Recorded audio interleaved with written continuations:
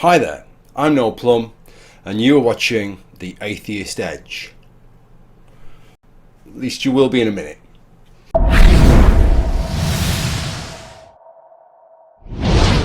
We're going to talk about spirituality, spiritual experiences in particular.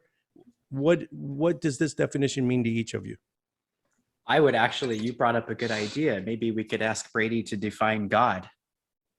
I would define God as immaterial, spaceless, timeless, powerful, personal. That's what I mean when I say God. So immaterial, spaceless, and timeless, I have to steal from Neil deGrasse Tyson. That's the same definition as things that don't exist. Physically, Okay, so what would be something that is well, if it's not space, if it's not timeless, then what is it? well, that's what I'm asking you. Or if it is timeless, then what is it? I mean, It would be eternal. or it could not. Like, that's the thing. Like, timeless, it would exist outside of time, right? Mm-hmm. Yes. Well, everything's measurable by time. So what would exist outside of the time axis? Well, that would be God. Okay, so how would we establish that? How are you wanting to establish it?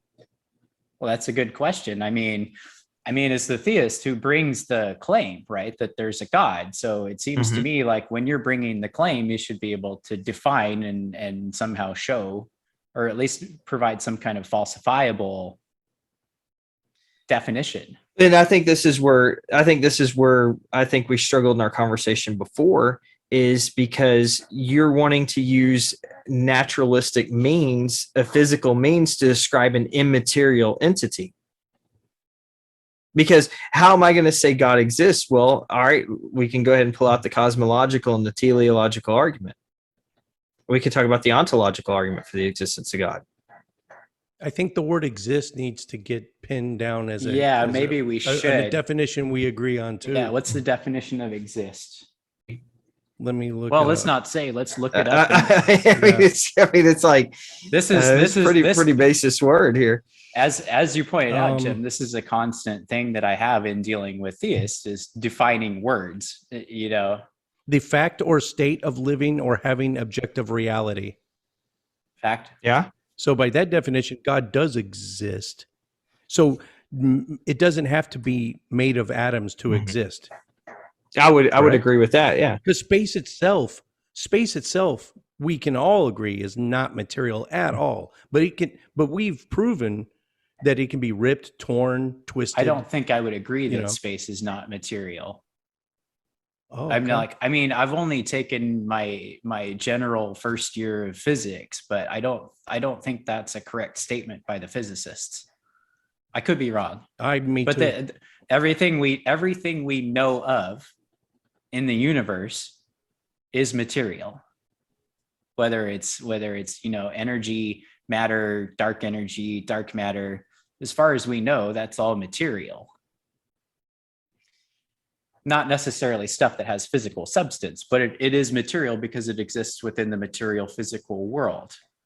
And so you're saying there's no immaterial then whatsoever?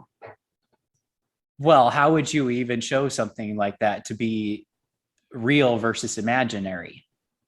Well, I mean, thoughts are material. Thoughts are taking How place so? they're taking place in your brain through a series of electrical and neurochemical activity. Can I touch my thoughts? You can't touch them. They're inside of your skull.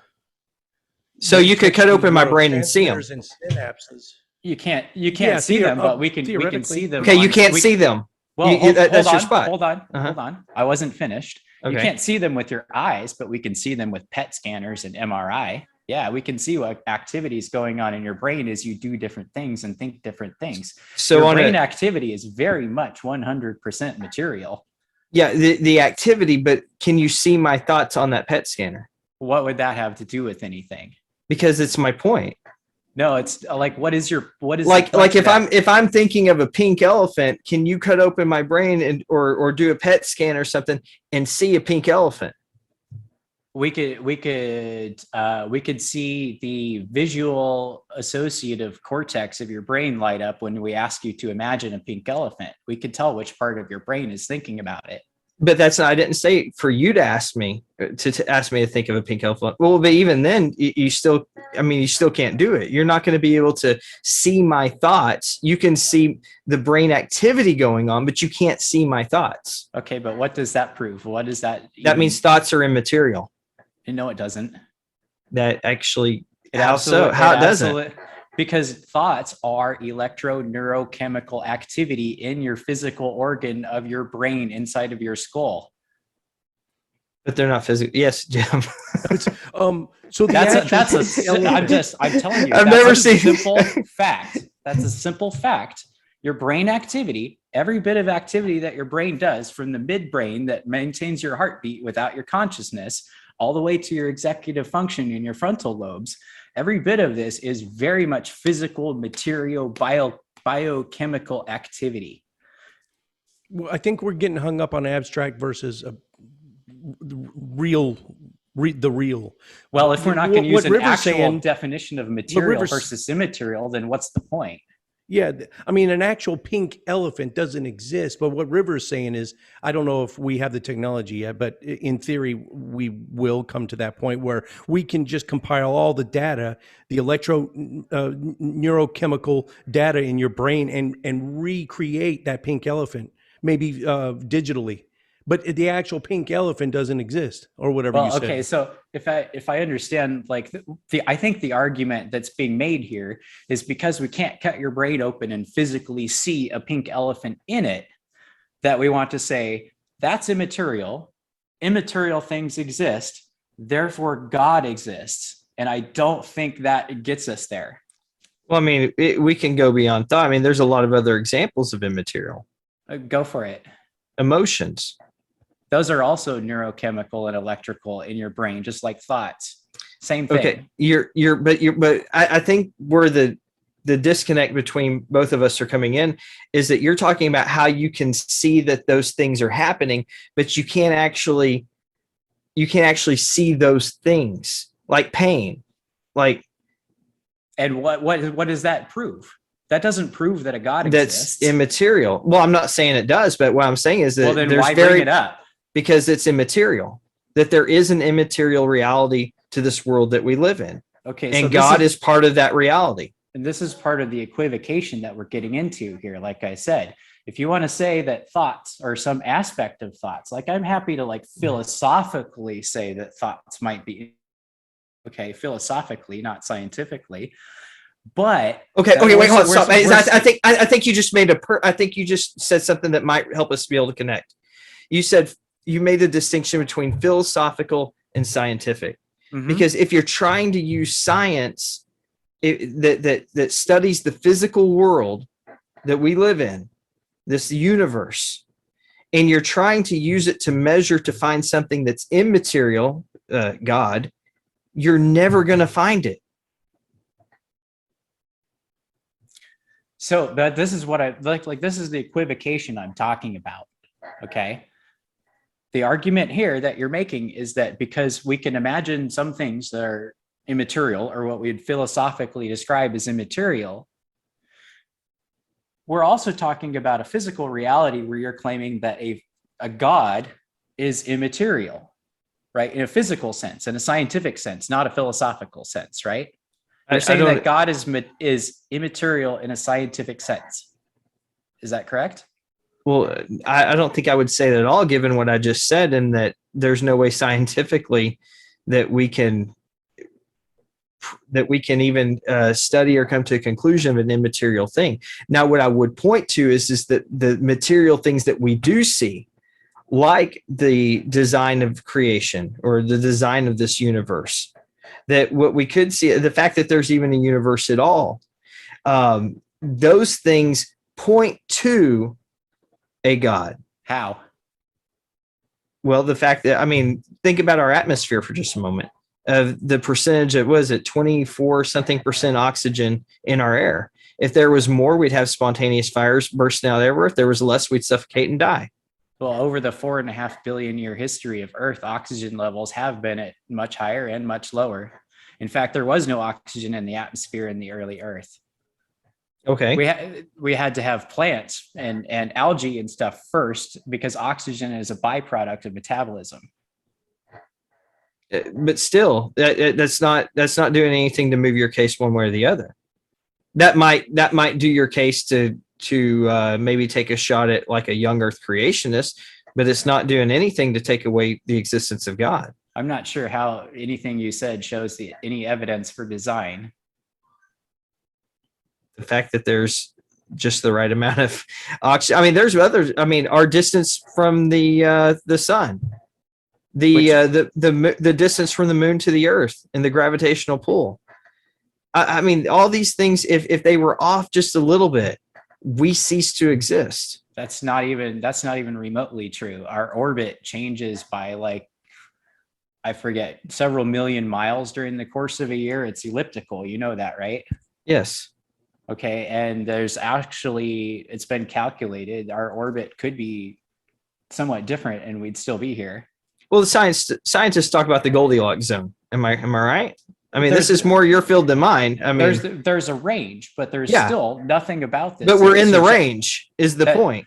There's nothing about this that suggests any design. Have you ever read The Hitchhiker's Guide to the Universe? I think it is. Not the whole thing. The puddle analogy, right? A puddle wakes up one morning and finds itself in a hole that's perfectly shaped for it. Yeah, and the puddle is like, why am I so perfectly here? So here's the story. Okay, let me put a little different twist on this. Okay, we know what conditions it takes for life to arise and evolve. Scientists have also told us that these conditions exist in other places in the universe. Our solar system is nowhere near unique. Okay, our solar system is one surrounding, I believe, something like similar to 100 billion galaxies or solar systems, stars and planets within the Milky Way galaxy, which is one of something like 1 trillion galaxies is estimated now. So how would you even show that this ecosystem that we have here is special in any way? Well, I think the fact that we're here. But how does that prove anything? So, like, let me explain my question. Okay. Mm-hmm. Science has come up with quite a bit of, millions and millions of man hours of human hours have gone into researching biology and early Earth and chemistry and geology and such. And so mechanisms have been very clearly demonstrated for single-celled life to have evolved into multicellular life and all the life that exists. We have more than enough evidence to say that this is settled science. And we also have very good science on abiogenesis as well. And we've already demonstrated through experimentation that single-celled life, all the 4 building blocks of life, which are amino acids, lipids, carbohydrates, and nucleic acids, can all form spontaneously under the right conditions. So what we've done is we've demonstrated using science that we are here as a result of strictly natural processes. So where does God fit into that? Well, I think the problem is that, and we'll just say that, I mean, there's no pushback whatsoever. It's not my field, and I'm not going to attempt to try to go in and argue that. But what I'm saying is what does that matter in terms of what if that's the way God wanted to do it? I mean, it seems to me like you're trying to argue against a position that I never made. So why? What do you mean how God would want to do it? What are you claiming? Like, what I'm saying is that you seem to be pushing back against a certain type of science. Ultimately, what I'm saying is just that you're strawmanning my position. Who's to say that God didn't use those? Just because God used these methods, how come God can't use those methods? What kind of methods? Everything that you just described, So, allowing like, life to come from non-life. How come?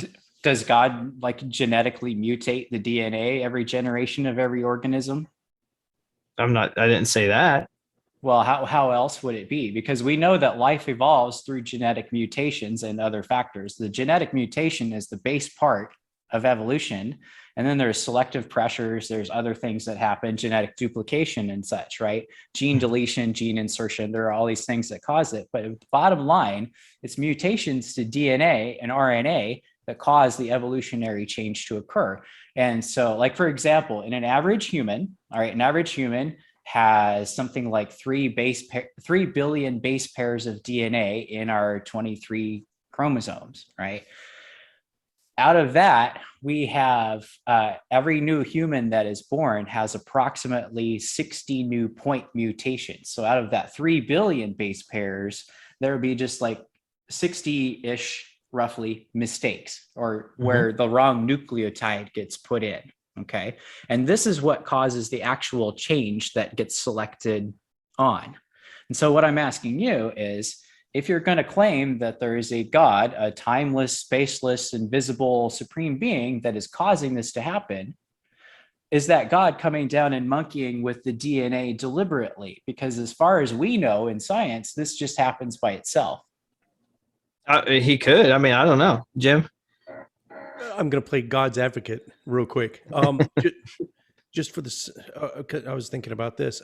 I think maybe what Brady's getting at is, how do we know that God couldn't have just set this all in motion? Maybe at t=0, right? Set all the parameters for everything you, River, are talking about. But again, I mean, that's reaching, and there's absolutely no evidence for it. But if God were all powerful, he could have set it right at t=0, right at the point of inflation of the cosmos, right? Okay. Knowing that it was going to create a biogenesis and the mutations and whatnot. All right. So let me see if I can make that form that into a cohesive narrative. So let's say there's God, timeless, spaceless, immaterial, all by himself, came from nowhere, been here forever, trillions and trillions, quadrillions, zeptillions or whatever, 10 to the infinity power of years, hitting around. Nothing is there.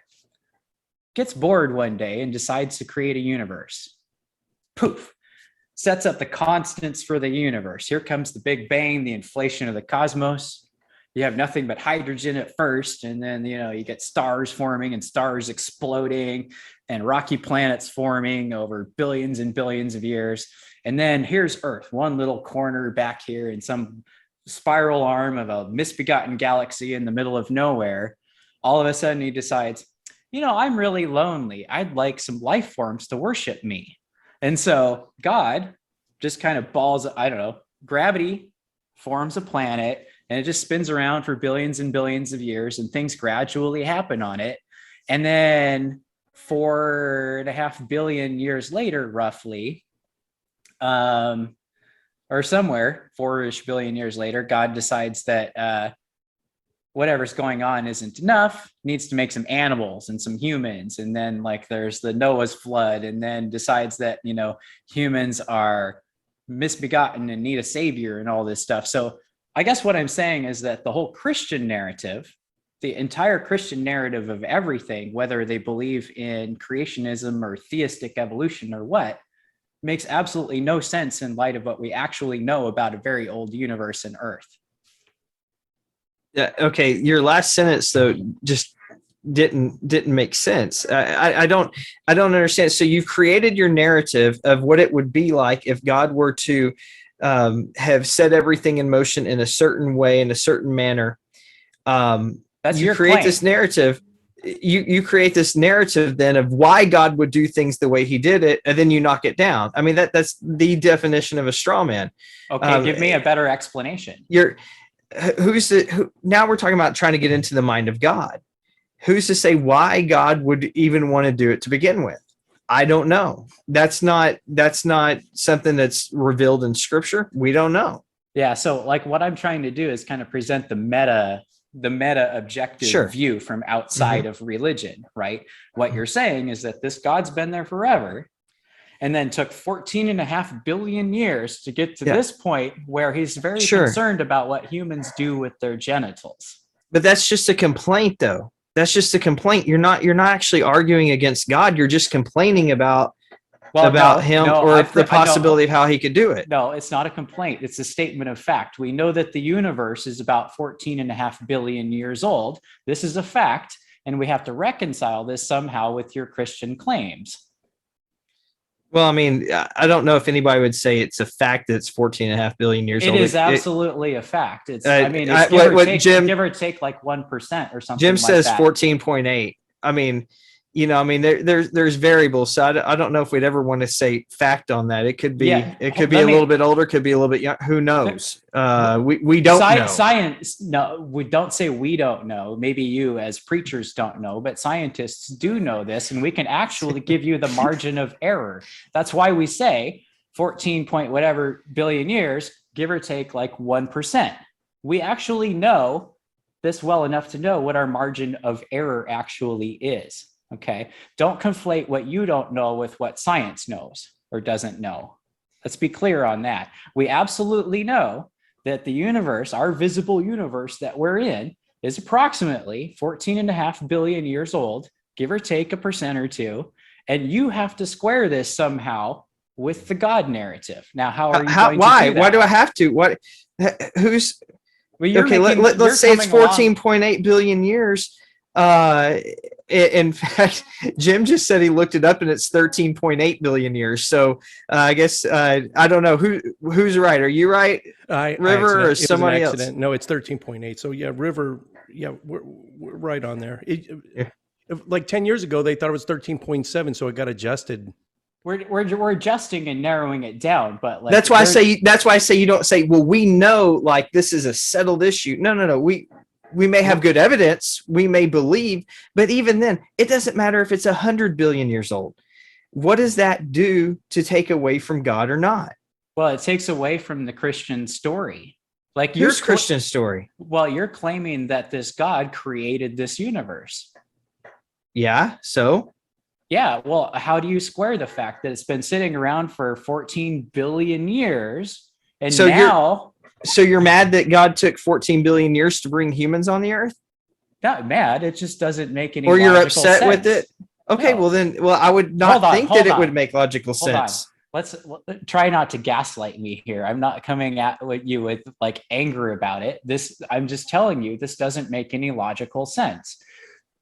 Let's take the Genesis story, for example, okay? The creation account in Genesis, right? Mm-hmm. Do you believe that this represents a literal physical reality, or is it a metaphor? That doesn't even matter, because that's not the issue that we're talking about. We're talking about, does God exist? And in what I was saying that you're complaining about it is that what you're saying is because you don't understand why God would wait 14 plus billion years or 13 plus billion years to put life on this planet, then there must not be a God. That doesn't square. No, that's really not quite where I'm going with that. Okay, well, clarify that for me, please.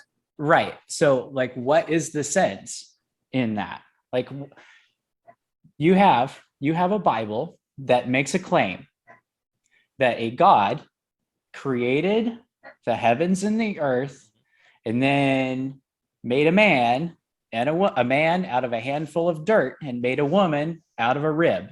Do you believe that this is what actually happened or no? Yeah, I believe that. That's what the Bible says. That actually happens.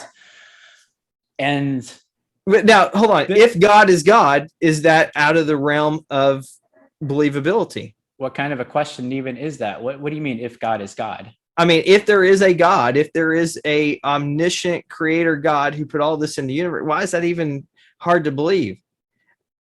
I mean, you and I have been down the Genesis road before. And listen, I don't care if the earth is old or young. It doesn't matter to me. It doesn't matter to me if Yom in Genesis means a 24-hour day or if it means millions of years. That doesn't matter to me. That's not the issue that we're talking about. We're talking about, is there an immaterial creator God?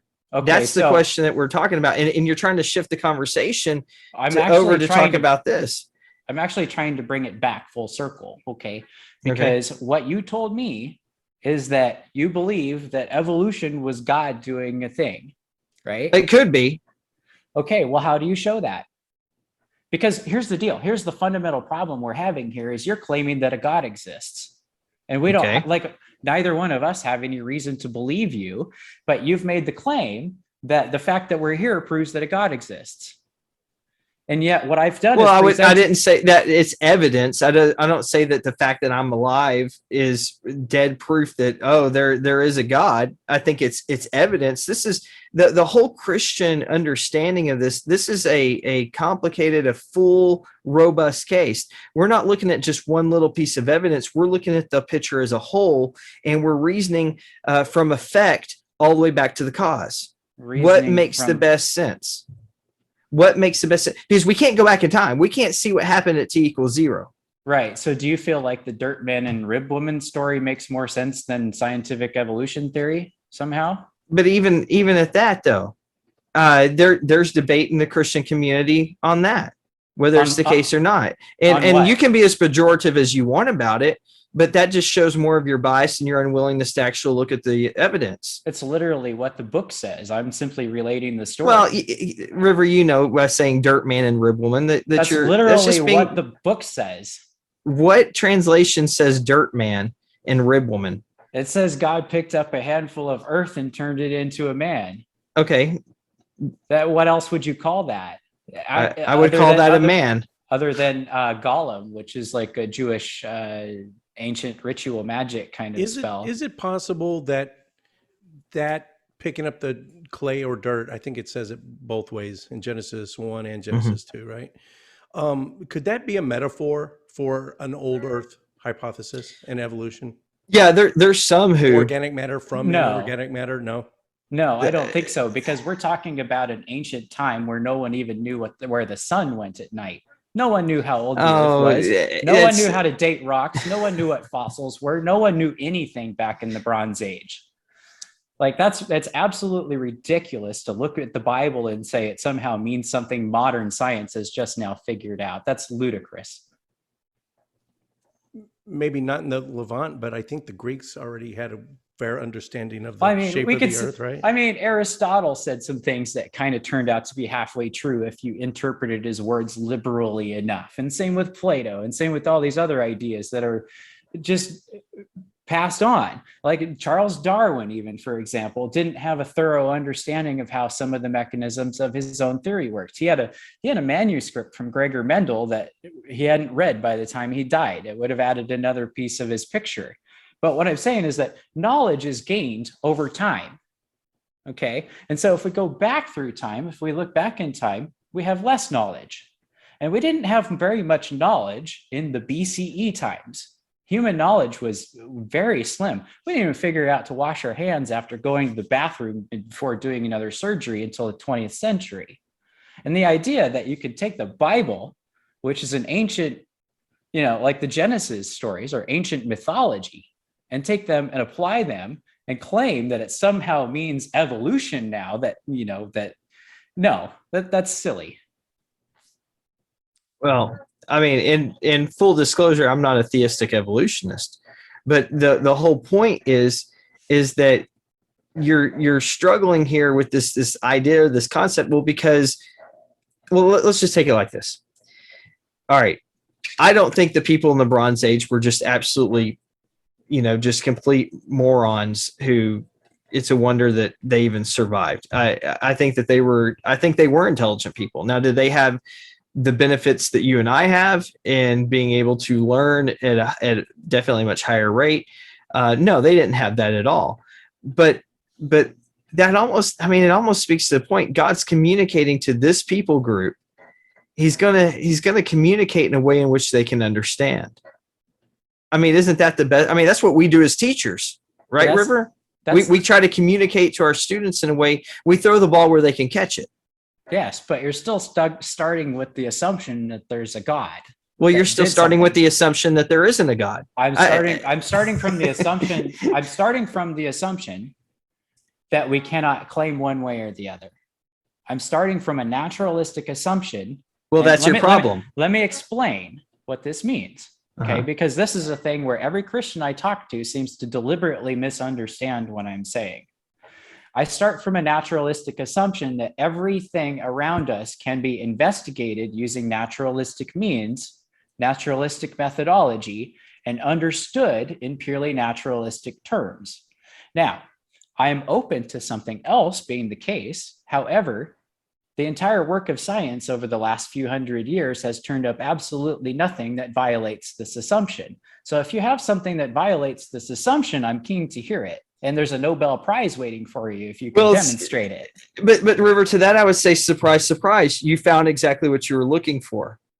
And because if you're starting out with and you said, these are your words, not mine, a naturalistic presupposition. Okay, well, there's your whole issue. Did you tune out everything I said after that? Okay, what was the rest of what I said? I'm going to be able to spout everything off that you just said. Did I state that I was willing to accept a different view if you can demonstrate it? But that's the problem. If you can demonstrate it, you've already ruled it out unless you can see it. How do you demonstrate the immaterial? Well, how would I fundamentally know the difference between an immaterial claim that you're making versus your imagination? How could I demonstrate the immaterial to you? That's what I'm asking. Well, now I'm asking you because you're the one asking me to demonstrate. Okay, well, how can I do that for you? What would it take? Fundamentally, how would I tell the difference between a God and a figment of your imagination? How do I tell the difference? How do you tell the difference? So wait, hold on. So you're saying that that's what it would take for the immaterial?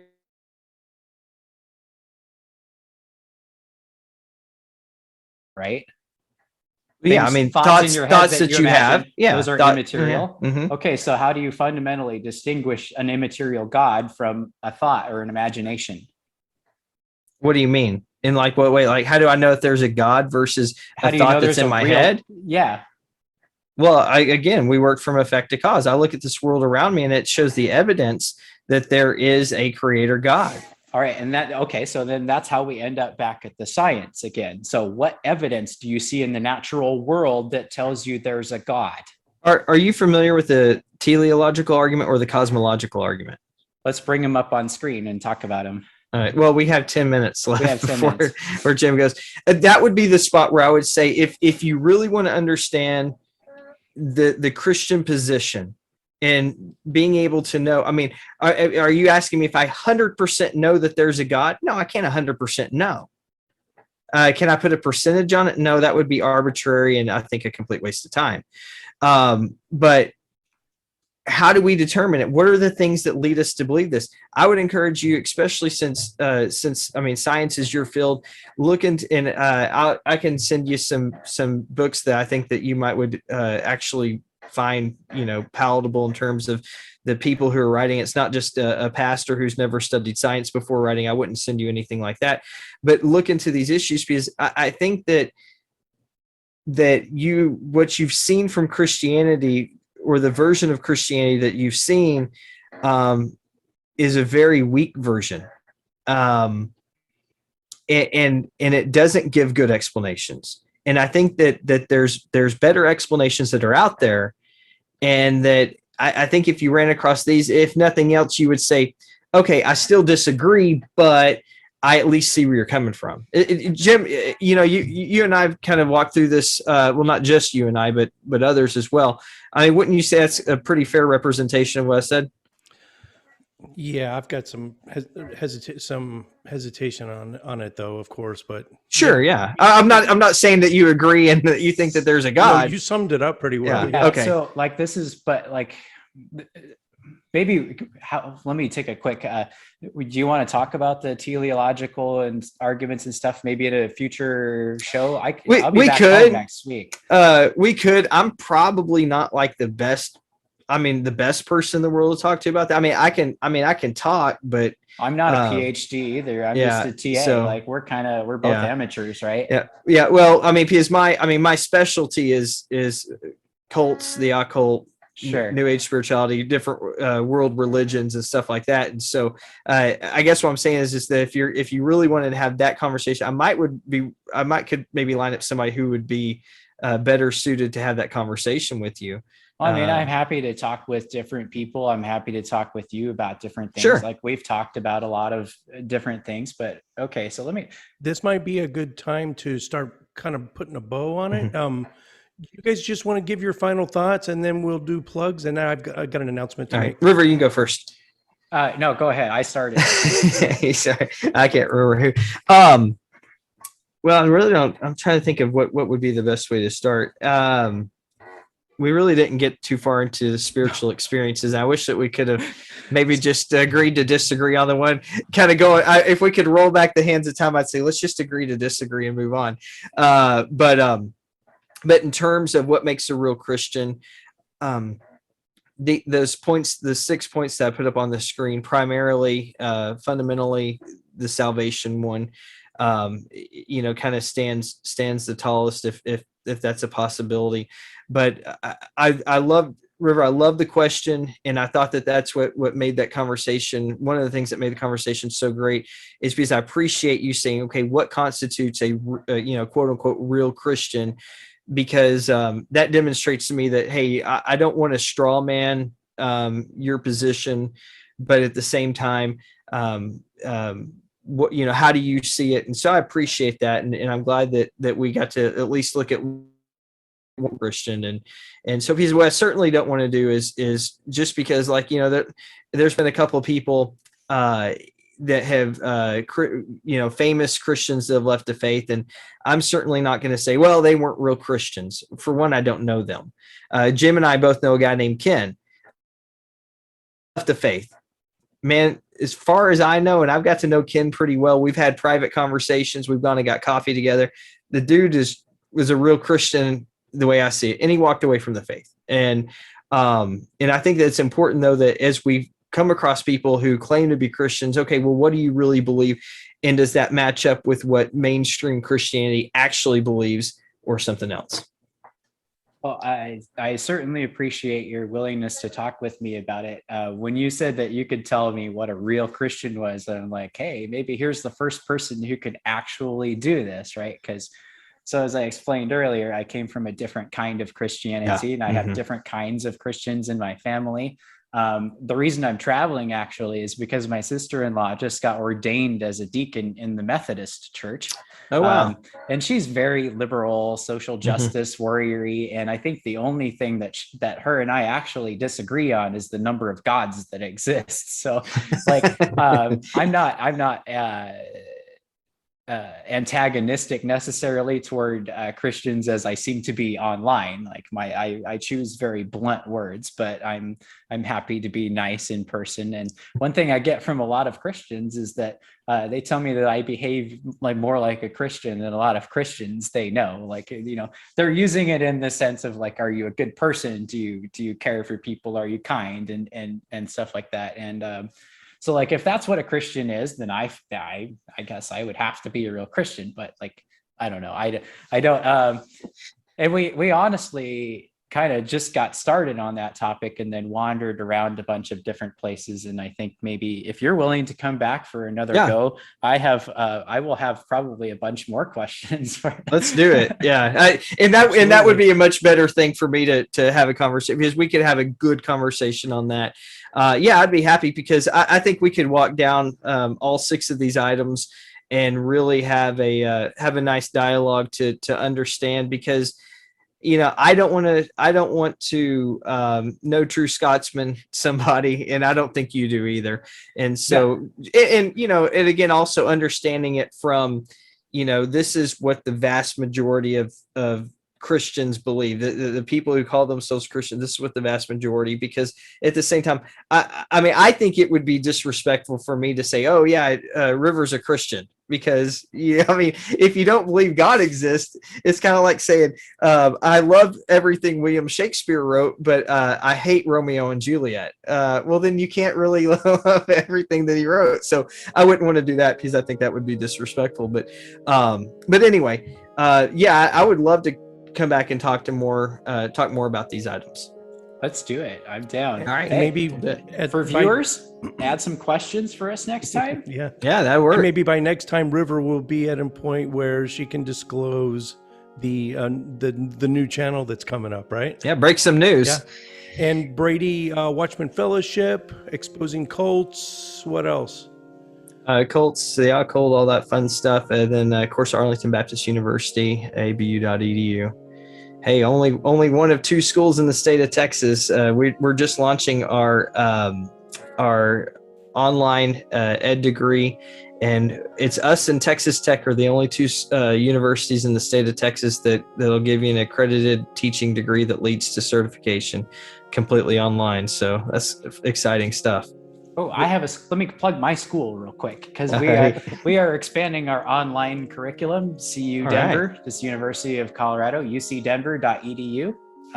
We have awesome medical programs as well. We're paired with a medical school, the biggest one in Denver. And so come learn you some science. I'm going to be in Denver in 2 weeks. We must have a beer. I will be back home. Oh, really? Is that I live in okay? Denver. Well, shoot. Okay, excellent. I'm going to I'll hit you up. Thank you both for coming. And I think we just hit the tip of the iceberg on a lot of these Yeah, subjects. I think so. And the definition of spirituality went right off the rails into abiogenesis. But you know what? It's a good conversation. Thank you so much, and I hope to have both of you back. All right. Thank you, Jim. Look forward to it. River, nice getting to meet you. I guess not in person, but this is as close to person, I guess, as we'll get a couple of states away. So Good times. I look forward to deconverting you. okay. All right. Take care, both of you. All right. Bye-bye. All right. Bye. Bye.